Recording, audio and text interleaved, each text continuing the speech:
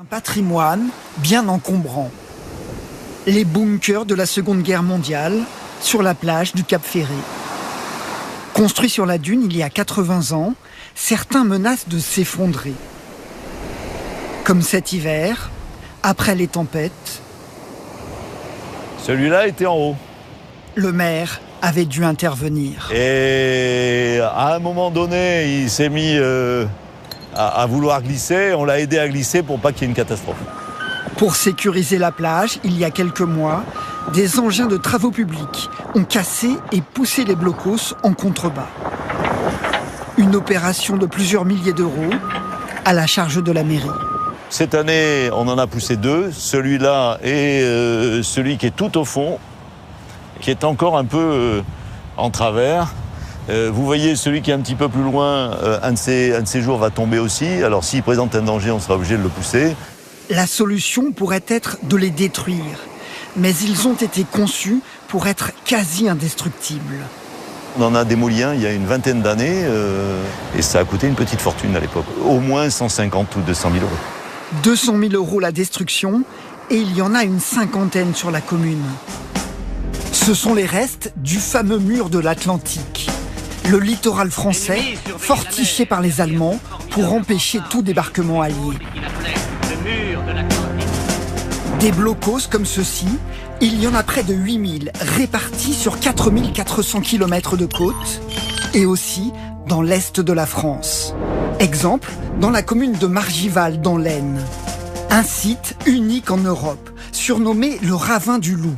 Il a abrité le quartier général du haut commandement nazi, 22 bunkers sur 110 hectares. Ici, ce n'est pas l'érosion qui menace, c'est l'abandon. Alors ça, c'est un exemple typique des blocos qui sont laissés livrer à eux-mêmes. D'accord ? Pour le maire, ce pan de l'histoire de France est un héritage empoisonné. Donc là, je vais vous montrer une pièce. Sa petite commune de 380 habitants n'a pas les moyens de l'entretenir. C'est cette charpente en bois qu'on aperçoit. Avec l'eau, on voit les morceaux de bois qui pourrissent. Ni de le protéger contre les pillards. Tout ce qui est électrique qui a été pillé pour récupérer le cuivre, chauffage, il ne reste plus que les tuyaux. Nous, aujourd'hui, on ne cherche même pas, on ne peut pas. Qu'en faire ? On s'est posé les questions, il y a eu des études de projet et tout ça, mais à chaque fois, on est arrivé sur des trucs pharaoniques, c'était pas jouable, quoi.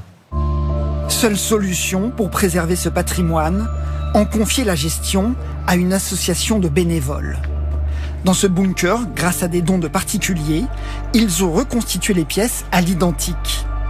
Mobilier d'époque avec bureau, lit d'appoint et même une salle de bain.